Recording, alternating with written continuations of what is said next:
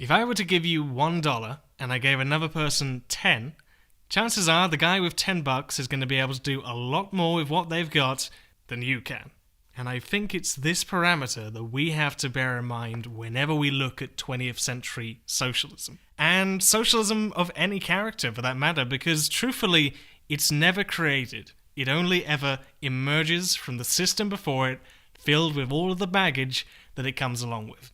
2 years ago, if you remember, I made a video called The Parable of the Divided Island. And a lot of folks in the comments section called bullshit on my video because they drew a lot of comparisons between the Federal Republic of Germany and the German Democratic Republic. The East-West German split has been, for the most part, the calling card of gotcha moments from people who are critical of socialism all the time. One needs not go into any more detail. It's basically taken as a given. Well, obviously, you'd live in the West. I'm here today to tell you that that sentiment is bullshit, to say the least. Why was East Germany, and for that matter, many other socialist countries, so poor by comparison to the West? Now, before we begin, I would just like to say I am referring to the DDR here as socialist, but I am actually quite critical as to whether or not it would constitute a socialist country.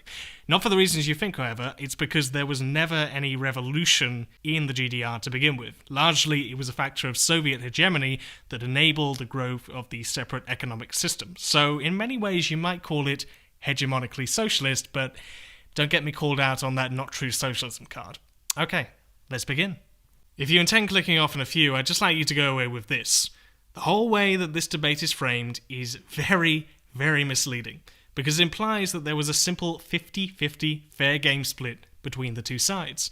In reality, the situation was far more murkier. If we were to split England, for example, into two, based on historical groundings of North and South, then they would be competing on very different playing fields from the outset.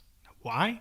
Because the south of Britain has far more wealth, more technology, and everybody would want to flock down into the south simply because of one thing: London.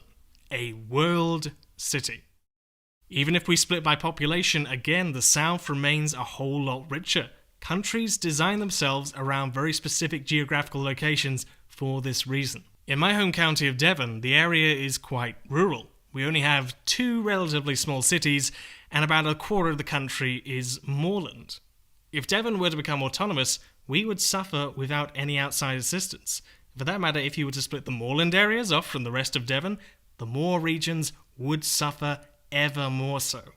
This works in just about every single nation you look at. Some parts are richer than others. That's the reason why nations spend decades building up specialities based on that geography. Now, we have to recognize this when we look at Germany. The split was not in half. Like, physically, it was not in half. It was more so into thirds, with the West Division keeping the bulk share of the entire country. And what were the conditions in East Germany at that time? Well, as it would so happen, the eastern sections of Germany suffered the most devastation. Dresden, Leipzig, Dessau, Magdeburg, Chemnitz, Halle, and of course, Berlin, were all destroyed after World War II with their urban centres in tatters. And the areas around also lost a lot more due to the Russian invasion afterwards. In addition to this, East Germany has always been historically poorer and less industrialised than the West. If you look at the German population density in 1900 and I overlay it onto the East here, it never had the same degree of hustle and bustle as the West. Despite making up a third of the space of modern Germany, it had 17 million people on a 40-year average. Whereas the FRG averaged 58 million people with just twice the space. Unlike Britain, whose population normally centres around London and then spreads out, Germany's cityscape is more sparse due to historic reasons. The bulk of which, as you can see from this map, centres around the western pocket of Düsseldorf, Cologne, Dortmund and Essen in what we might call the Westfalen complex of sorts, or maybe to use a less pretentious name, the Nordrhein-Westfalen. I try. And from there it spreads downwards. Berlin, by comparison, appears to be more like an outpost. Now, this complex I mentioned, in fairness, it was heavily bombed during the war. However, along with Bremen and Hamburg, these were where the bulk of the German industry had been centered around for decades. It's easy to see why, and that's because of this, the Rhine River. an incredibly wide and long-stretching river that goes throughout West Germany. It's no coincidence that the Westphalen complex is situated right next to it. The East has historically been the breadbasket area of Deutschland, not the manufacturing hub. And there's actually a lot more to this than simply the agricultural aspect. Like I said, not all economic areas are created equal. And during the 21 years, the eastern half of Germany was mainly based around an export economy. And so for this reason, it was reliant upon outside and internal German support in order to strengthen its standard of living. Whilst the western parts were focused on heavy industry, the east was focused on agriculture, textiles, light industry, and Zeiss lenses. So throughout this time, there was a system of trades and traditions set up that indentured what the country was dependent upon. And that will then lead us to ask, who and what did the DDR have to trade with in this new age? Whilst the West had access to the large American-funded free markets of Western Europe, socialist states had Comic-Con. Yeah, I know.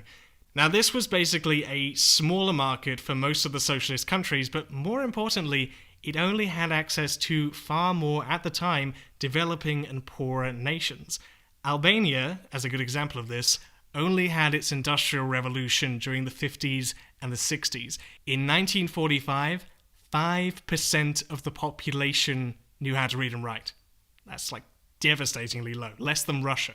As I'm sure you're all aware, the effects of the economic model that the DDR utilized was an attractor for mostly quote-unquote low-skilled jobs, but not so much for higher professions. Now, why is this? Well, it's simple. If you have higher skills, it's far more tempting to leave and accept the money that's being offered in the glorious, luxurious West. And yes, it is important to note that they didn't just flee. Many folks were actually bought by the wealthier side. Prior to 1961, loans of upwards of $100,000 were issued to any East German who defected, and sometimes even reimbursement for the property that was left behind, and a free apartment when they arrived. This is the main cause as to what created the massive brain drain from east to west. Upwards of 10% of the East population left during this period. When the Yalta Conference happened and Germany was split into 4 areas, the East and Western powers had different ideas about what they wanted Germany to be. The USSR wanted Germany to be unified, in part because this would allow the whole of Germany to pay reparations for the devastating losses that the Soviet Union incurred. America, on the other hand, wanted Germany to become the hub of markets in Europe, as the American financiers who funded the war needed places to then spread their global dominance in the years after. The reparations the GDR ended up paying by itself was upwards of 100 billion marks. Now, with the Cold War brewing, America wanted Germany to be a heavily militarized area to pose a threat and a difficulty to the Soviet Union, something the Chicago boys would later call enlightened self-interest.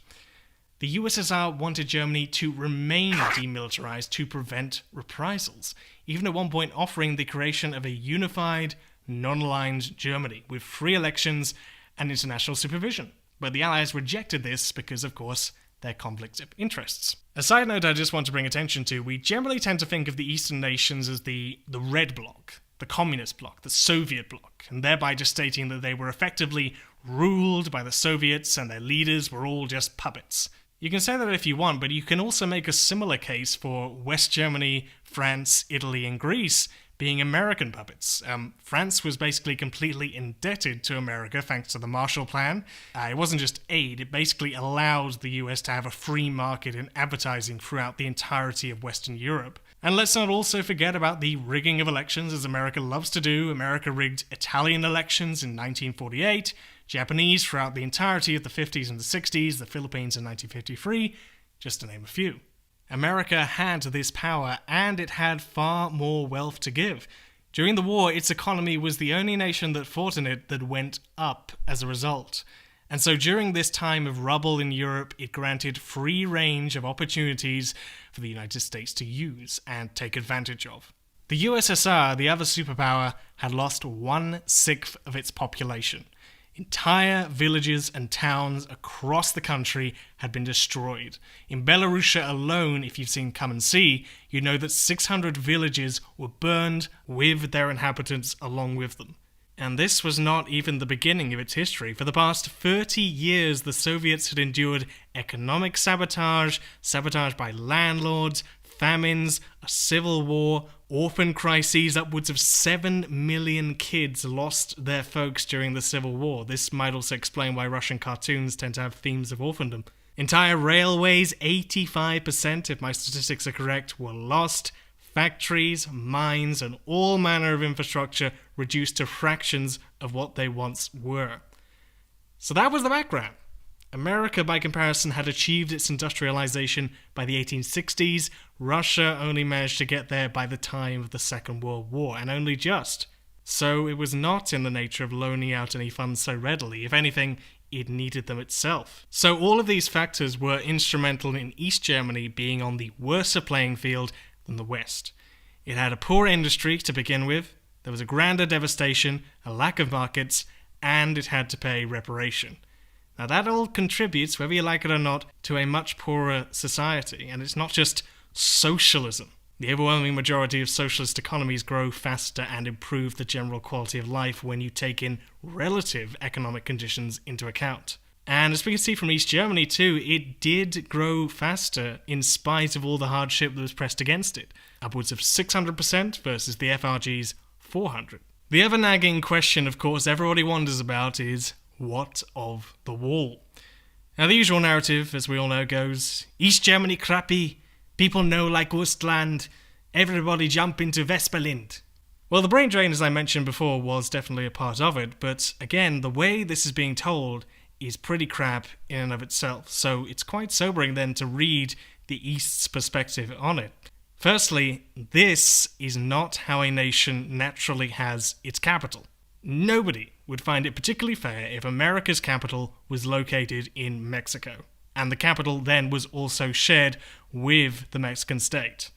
That's just not how you do it. So having a capital city split in two within the opposing country is not good for the weaker side, period. This can be seen if you look at how the West changed their currency in 1948, which disrupted the flow of things by having two currency areas literally side by side, intermingling with one another. West Berlin was also being militarily dominated and even had access to nuclear arsenals and nuclear training programs. It had been made very aware at the time that the NATO-supported FRG had the intent of eventually annexing the DDR. Now, the Aussies had sent numerous instructions of diplomacy, please stop this weapons program, for the previous 3 years, all of which were denied, and it was a call for sorting out the very unorthodox structure between the new nation's geography, rather than stoke the flames of tension by creating more and more atomic bombs.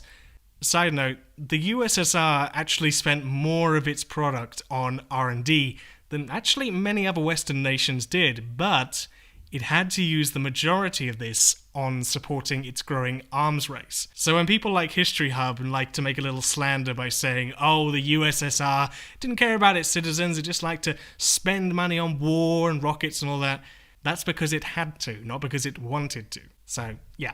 Anyway, additionally, we can also talk about the espionage that was being done by the West.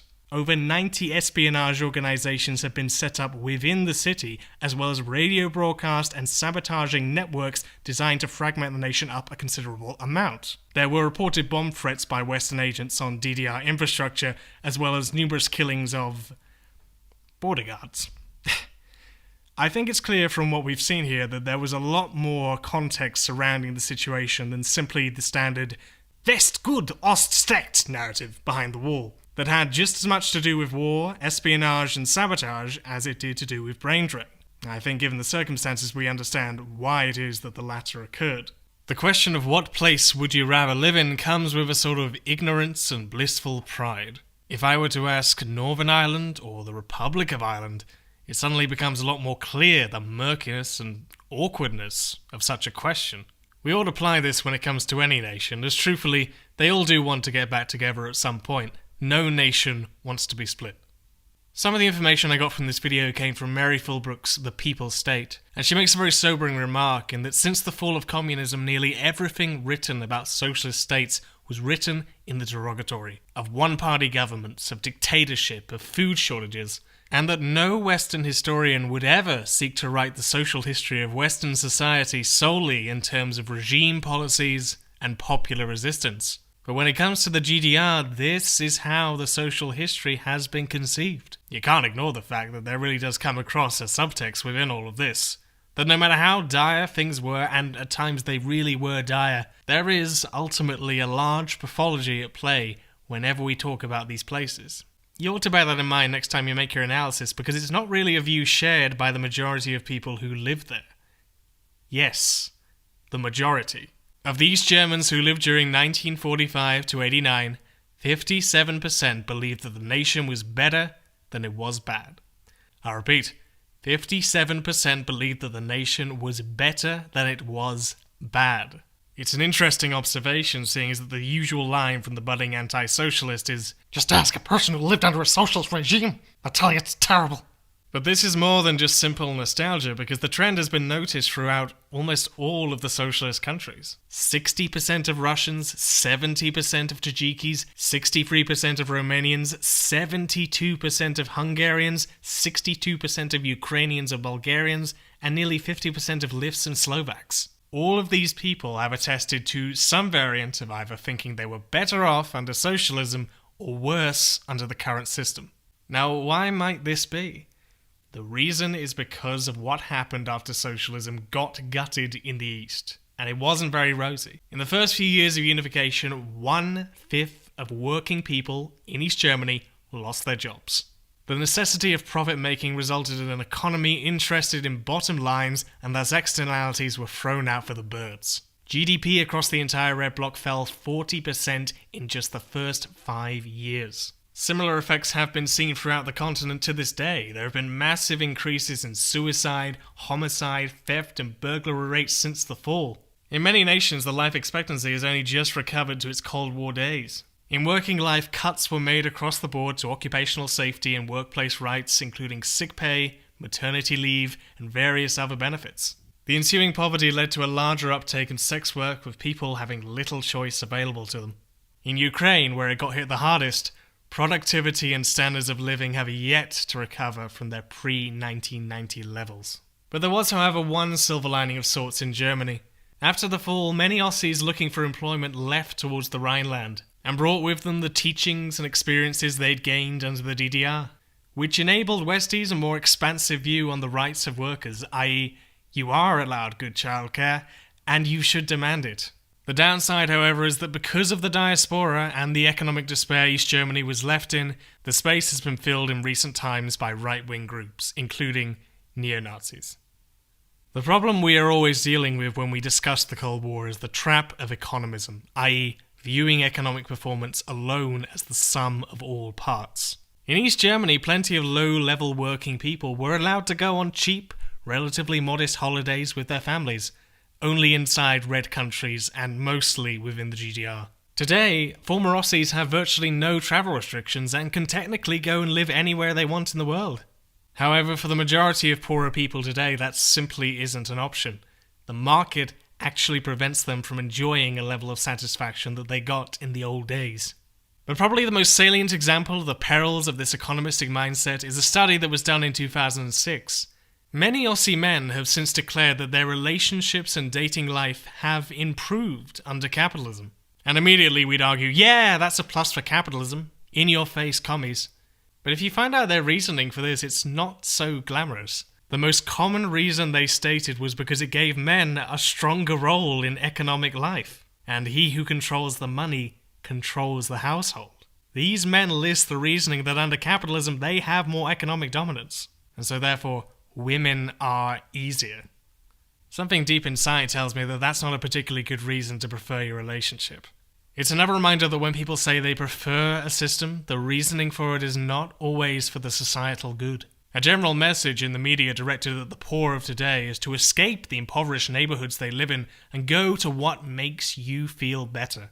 Meanwhile, as more people leave, the neighborhood deteriorates as a result. Nobody wants to say, stay in your misery, but if you do draw my comparison, the opposite is not the solution to society's troubles. So when we ask, why was a country poor, it's not simply a matter of money. Many of us today have large access to a whole range of consumer goods and we're not much happier from it. A common opinion that you'll always hear from people of former red states is that they never felt more relaxed than they were in the old days.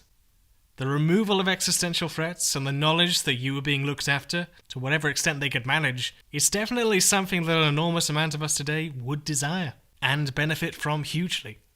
And that's not to be taken lightly. Now, I could go a little bit further and talk about other things in the GDR, such as the medical internationalism, the nature of the secret police, the enormous gains made for women, the agricultural cooperatives, the differences in denazification, transportation, but I'm not going to be doing that in this video because this isn't about singing the DDR's praises, because there were plenty of internal contradictions abundant. I made this video specifically to respond to the oft-stated point that the DDR was poorer simply because socialism. And as we can see, the DDR's primary reasons for this were due to geography and economic investment comparisons. As an addendum to my last video, I just wanted to talk briefly about the nature of defending regimes in the past. I'm not saying that we should forget about the future and simply just argue about who was right back in the day. But what I am saying is that eventually it matters.